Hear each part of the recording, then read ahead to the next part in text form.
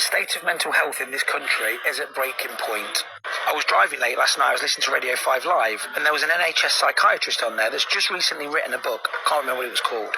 And I think the guy that was interviewing was Nihal from Radio 5 Live. He's actually quite a decent interviewer. And anyway, they were talking about the state of mental health, and this psychiatrist said two things that absolutely stuck out, and I can't believe one of them. So essentially what the psychiatrist was saying is something that I've been saying for quite a while, that most people's mental health issues are because of something that's going on in their life. It's not a physiological or biological or neurological issue. And he gave many examples, but one of them was he treated a young man who was suicidal, very, very depressed, and recently split up from his partner and put him on some antidepressant tablets. Didn't name what they were. I said, come back in a few weeks' time and we'll reassess you. Anyway, the guy came back and he says, the change was profound. He looked better, sounded better, very upbeat, amazing. On the way out the office, or wherever he was speaking to the guy, he says, I can't believe this. I've never seen these tablets work so well. The bloke said to them, I didn't take them. I just got back with my missus. And he was like, it was at this point I started to realise that people's circumstances, what's going on in their life, is probably more the reason that they're feeling depressed, anxious, whatever it might be, rather than anything neurological. The second story will blow your mind. He was saying that basically there just isn't enough beds or doctors to treat everybody that's got mental health issues. So one of the things they have to do is get people in and out as quickly as they can to get them to the next person. Anyway, a colleague of his was assessing a woman who was suicidal and was threatening to unalive herself. Now, the lady said that she was going to throw herself out of the window of where she lived. Upon a little bit more assessment, the psychiatrist decided to let her go because this lady only lived on the second floor of a building. So the risk to reward for that psychiatrist was worth it. So this woman was discharged simply on the basis that maybe throwing yourself out from the second floor wasn't going to be fatal. Can you believe this? This is the state of mental health. And the NHS in a whole. But essentially, there aren't enough staff, there aren't enough beds, and they can only treat the most serious of serious patients. The state of mental health in this country is at breaking point. I'm going to talk about mental health stigma and discrimination. What is mental health stigma? Mental health stigma is a negative attitude.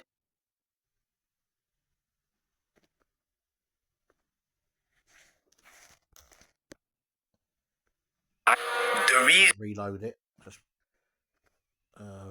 mucking about. Bear with me. Stereotype about people with mental illness. It can lead to discrimination, prejudice, and social isolation. Mental health stigma can make it difficult for people to seek help for their mental health problems. And I think we all know somebody who has waited too long and things have ended up the wrong way because they were just so afraid. We stigmatize ourselves.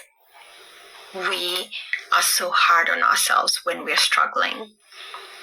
Reasons why people might stigmatize mental health include the belief that mental illness is a sign of weakness or personal failure. People fear mental illness because they don't understand what it is. They don't understand it.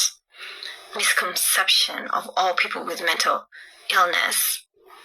People think that anybody who has mental illness is dangerous, partly because that's the only picture we have had of a mentally unwell person.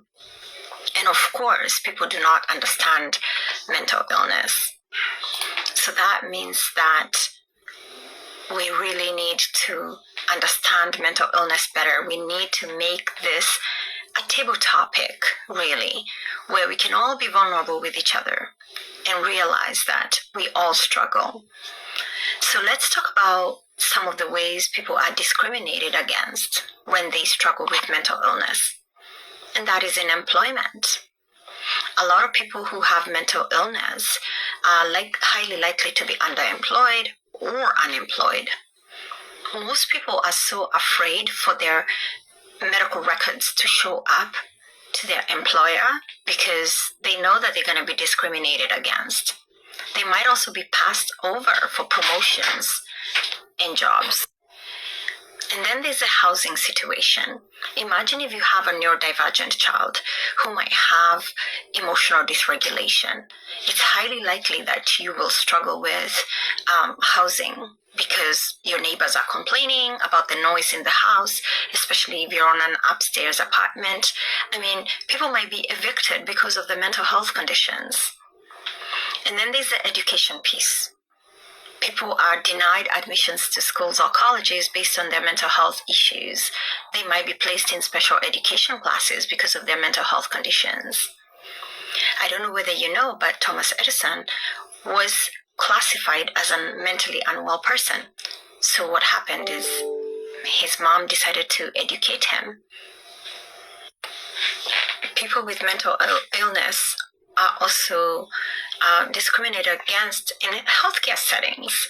You would think that that is where they get the most acknowledged, but no, they receive a lot of discrimination in healthcare settings, in the ability to receive care. Half of them are underemployed, so they don't have insurance, and for that reason, they are not privy to the best healthcare there is. And then, of course, in social relationships, most people feel isolated because of their mental illness. How often will you hear somebody, being ostracized because they have suffered a manic episode? They can also be victims of violence in their own social environments because they are misunderstood, right? So why should we talk about it? Why should we talk about discrimination and stigmatization of mental illness? And that's because mental health stigma can have a devastating impact on people's lives. And it also prevents help seeking because people are afraid. They're afraid of the stigmatization at their work, at their social environments, at their employers. I have a lot of, in our institution, we have 10 free sessions of mental health services, right? Most people don't want to take advantage of that because they are afraid that it will be connected to their employer, and then their employer will discriminate against them based on the findings of those visits. But I'm here to say that that is not true. Those records do not go back to the employer. So do not afraid to seek help in that sense. And then, of course, we want to decrease social isolation that can be associated with pre-existing mental health issues. Most people will isolate because they don't want to be found out, because they don't want to be ostracized. They don't want to be the butt of all jokes in the community. So they will isolate. And then, of course, we want to talk about it because we want to improve employability. We want table topics such as mental health support, And we also want to encourage people to talk about these things so that people can stop feeling ashamed, guilty for having conditions that, anybody can have, you and I can have. And how can we go about that? I say we need to educate. We need to educate ourselves and others, dispel the myths about mental illness and the stereotypes that come with it. We need to challenge negative attitudes about mental illness when you hear them. So if you hear somebody talk, the reason mental health is worse in the UK compared to other countries, especially third world countries, is simple. The number one thing is community. You see, when you're in the UK or first world country, all you're doing is going to work, going back home, you're by yourself most of the time.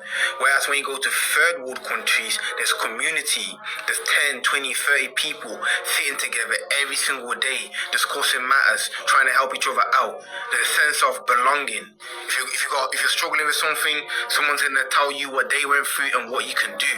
Whereas when you're in the UK, America, or all in first world countries, you're by yourself. You you're working, you're going home, you're sitting down with your thoughts and that. There's no time to even do things because you're too busy working. There's no one to turn to because you're scared of judgment or they're busy working. Like, that's the one thing the third world has, which is so powerful, which is community. Being around like-minded people, being around 5, 10, 30 people discussing what's going on in their life, what they need help with and that. Like, that right there is priceless. So just reach out to people, try to create a sense of community within your area, within your workplace or whatever, so that you don't feel alone and you can share what you're feeling. The reason mental health is worse. I was literally in the hospital, took a leave of absence from work. I'm in the psych unit, but my employer thinks I'm just stepping away from work to be with my dying father. So, which was partly true. And thank God I got to spend that time with him. So he passed away in 2017. You know, now I'm in my early 40s and both parents are gone. I just feel like that's kind of young to lose both your parents. So I kind of get my life together for a year or two. And I don't know that there was a particular event. I just started to become stressed out at work and a bit paranoid. Paranoia is a key symptom of bipolar.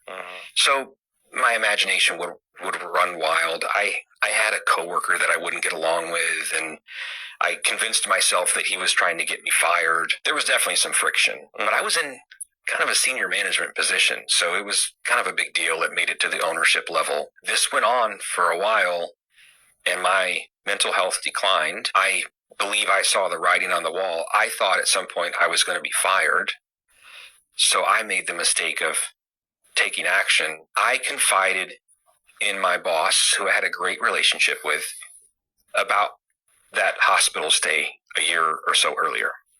In a moment of weakness, I thought if I was vulnerable with him, he would cut me some slack. He would see that I was being genuine, and he was very receptive to it at the time. So this is when corporate America was embracing mental health, and people getting help, stand up and ask for help. Right. You know, talk to HR. It's okay. There's a safe space, and I believe that. I encourage that. I don't. I would caution people. Don't do what I did. I told my boss. It went great for about a week, and then I feel like he turned on me. I'm sure I did some things. Here's the moral of my story. Once you put somebody in that position, when you show them all of your vulnerabilities, if you're in a working relationship, the minute that there's any friction or a superior needs to counsel somebody else, now you have an issue because you've gone down that road of, you know, all my secrets. So I felt like he was holding it against me, and I took the position of, you're being hard on me because I told you that I have some mental health issues. And we were both wrong. I was wrong for escalating it. He was wrong. It was not smart. I mean, the guy would put stuff in writing, like, you know, I'm going to come down on you. This is unacceptable. And I would be like, this is because I told you about my bipolar disorder. It got ugly. I saw the writing on the wall. I knew that career was going to come to an end. And I felt discriminated against, and I went and got a lawyer, and I sued my employer. I went there. What was that like? It was wild. Well, I was out of my mind at this point. So I was manic. You know, when someone with bipolar is going through a manic episode, if you don't know much about bipolar disorder, that doesn't mean that they strip their clothes off and run down the street naked. Like, it's not, it could be, but could also be that they maybe overly prideful, overshare over a situation. I think the biggest downfall for me with bipolar is that you don't think about what's going to happen next. You don't think about the consequences. So I just thought, you hurt my feelings, I'm going to get a lawyer. I didn't think about how that would play out. I just thought, I'm going to stand up for myself. Somewhat justified. So my lawyer filed a discrimination grievance with the state, and that quickly made it to our owners. You had left the company already, or no? You were still working? I'm going to work every day. Okay. And I put my employer in a tough spot because it's a multi-billion-dollar business. I was the guy in charge of Houston. They kind of went into panic mode because they couldn't retaliate, but yet they couldn't tell me not to come to work. So what came next? Litigation. But you were still working for the company? Yeah, this went on for a couple of months of investigations and awkwardness. And my boss was in Dallas and they wouldn't allow him to come to Houston because we couldn't be in the same room. And holy crap, this Russell guy is in charge. You know, is he going to strip his clothes off and run through the office, or is he mentally stable? It was, I mean, the sad part is I adored this company. Fantastic company, based out of Connecticut, out of Hartford. I put them in a very unfair spot. They did what they had to do to protect themselves, but it was awkward for all of us. You know, I needed a paycheck. I wasn't going to stop coming to work, but I was not thinking clearly. So, yeah, so to answer your question, Did you win the lawsuit? we settled in mediation. Oh, okay. Yeah. Very cool. Yeah. For an undisclosed amount. I mean, it was not a windfall, but I was comfortable for a while. I was literally in the hospital, took a leave of absence from work. I'm in the psych unit.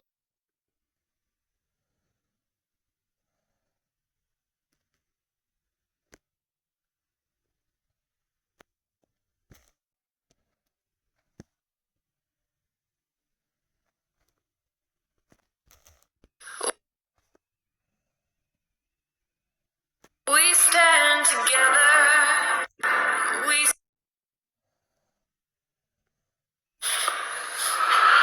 Let me know if you agree with this comment. This is with reference to the Tory leader here, when she turned round and said last week and this week that people with mental health issues do not need to be on PIP. Absolutely shocking. She's saying people with mental health issues just need to go back to work and they'll get better. That is absolutely madness. Can you imagine what it'd be like for people with mental health issues if she got into power? You know, mental health charities won't get any help. Hospitals should actually most likely cut their mental health departments, and people with mental health issues getting no help whatsoever. Is this the type of woman we need to run the country? Is this the type of leader the Conservative Party need? How can she turn around and say people with mental health issues don't need help, they can just go back to work? It is absolutely shocking. Let me know, guys, if you agree with that comment, because I do. I think the government, present and potential future, are totally out of touch with people. Let me know, guys. Let me know if...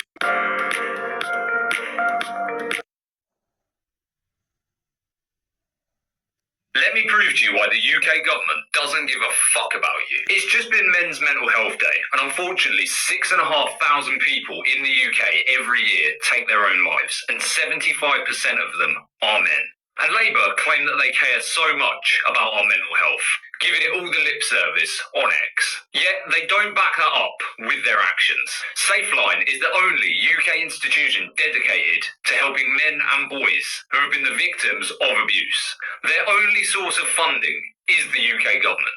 Want to have a guess at how much funding Labour gave them last year? £250,000. Absolute peanuts, crumbs, nothing. It's their only source of funding. To put that into perspective, we spend that every 36 seconds on the NHS. We spend 24 times that every day on hotels for certain individuals in this country.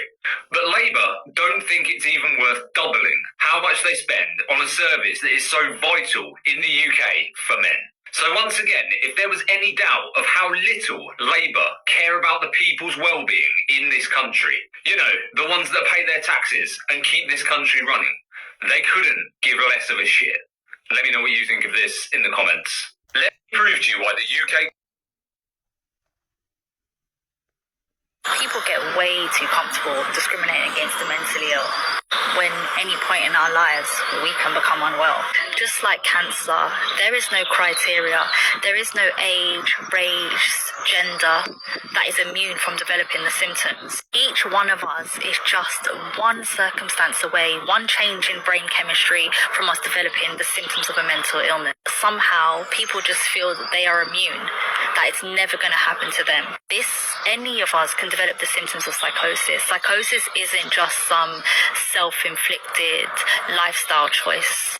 And when you lose touch of reality, if you don't have a team, a family of friends, or just one person advocating for your recovery, then it's likely that you will be trapped in that cycle of psychosis, of mania, and it will have devastating consequences. People are prevented from recovering from treatable conditions because of ignorance.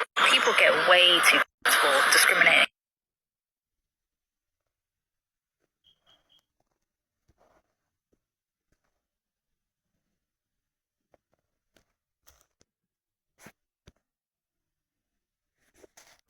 According to psychology, being around people who complain, judge, and criticize can damage your state of mind way more than you think. Here's the science behind and how you can turn this into positive at the end. Number 1, mood and emotions are contagious. You absorb the mood and emotions of the people around you without consciously noticing it. For example, spend some time with someone who's down and demotivated and notice how your mood will go down. While if you spend time with someone who's happy and excited, your mood will automatically light up. Number 2, repeated negativity can rewire the brain, which makes negative thinking more automatic because neurons that fire together wire together. And over time, your brain becomes faster at spotting problems and slower at finding solutions and seeing what's positive. And number 3, when you're around negative people, your brain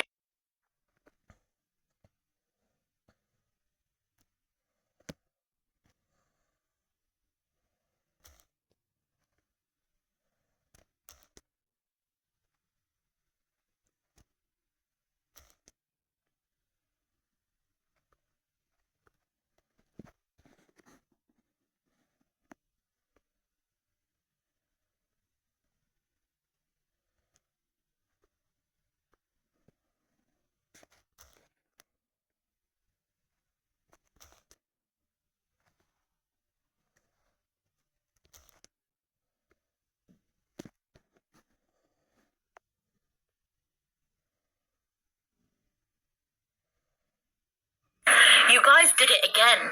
You referred us to social services. Another social services referral. Great. Now, I understand that a lot of you don't understand the mess and don't understand how on earth we live like that, but there is so many people on my page that struggle with mental health, that struggle with disabilities, that struggle with like ADHD and trauma and things like that, people that have gone through domestic violence and abuse, that struggle to keep up with the tidiness of their home. And I know all of you are going to come at me and be like, oh, it's not untidy, it's filthy.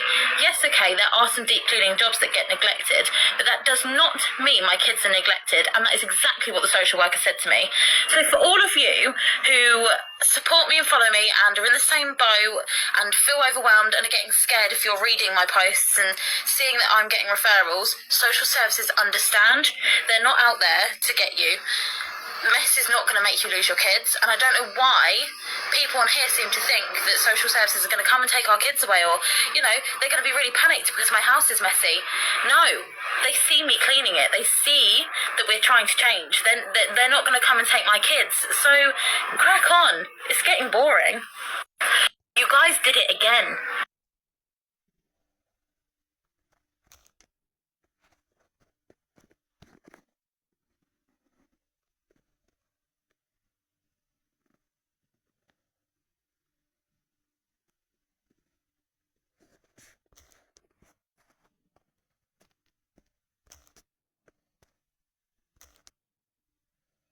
You guys did it again.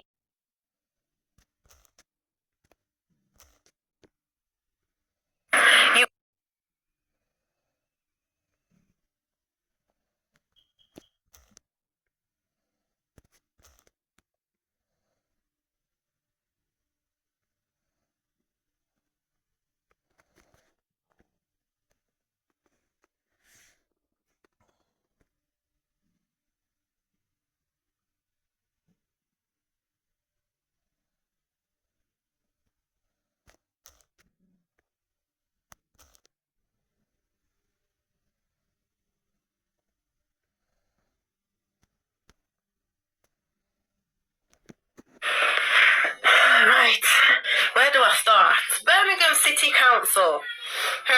Bromford Housing. These are the two people that I'd like to speak about today. Apparently, the same people that are lying, cheating, stealing and taking our money hard-earned through taxes, or then saying we are not entitled to have things free, which they basically say by law we can have and state and advertise, so we will become their customers and live in their houses. Apparently, I cannot get the house I was promised by the council through Housing Bromford Association. Now this is it. This is the gist of it.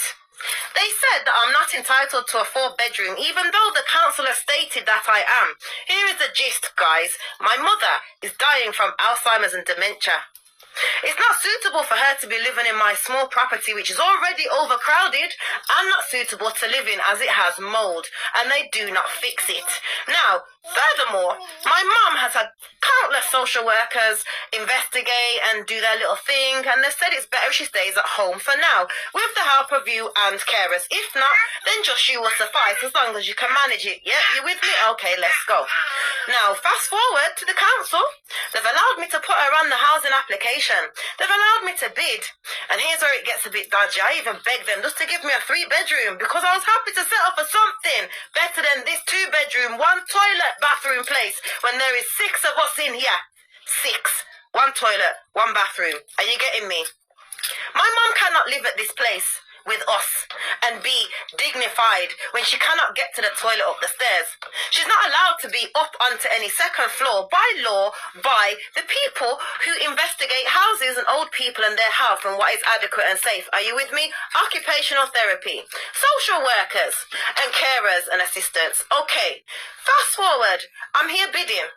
I'm great, I've got one. Number 1, it isn't far. Well done, Di, you gone far. We're excited. We waited 2 weeks. We don't hear nothing. So I'm anxiously anticipating a call, hoping that I don't miss this call.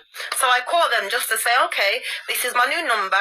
This is my email address. I'm quite happy to come whenever you're ready. I drive past there every day. My kids go to school down the road. It's brilliant. I've been waiting for over 10 years for this place. And they put the phone down. Very nice, very cordial, very cool. Oh, great, we'll tell the housing agent that's going to book your viewing and let you know. Fast forward. We're driving past the house every day, right? So we're getting excited. We know what door number it is. Now, wouldn't you go and see the house? You know you're number 1 to go and view this house. You know you are just waiting to get the agent to go and show you to this house. It's yours, right? Okay. I'll go to the house today with my children after school, just to show my husband, who's hard at work. Just to show my husband, here's the house, love. This is where we're moving. I'm excited, yay. I seen someone was in there, no problem. Could be a worker doing the finishing touches, fine. I'm not complaining. Fast forward to an hour later, I get a call. Oh, Miss Griffiths, you're not eligible for the property. Well, why not? Because your mum's not on the tenancy with you. No, because she has her own place that she needs to be in with dignity until she can move into a decent space with her family, which is me, her carer, her next of kin.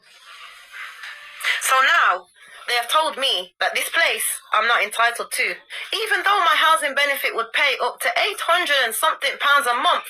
Council, housing association, or private rented off somebody that has their own house.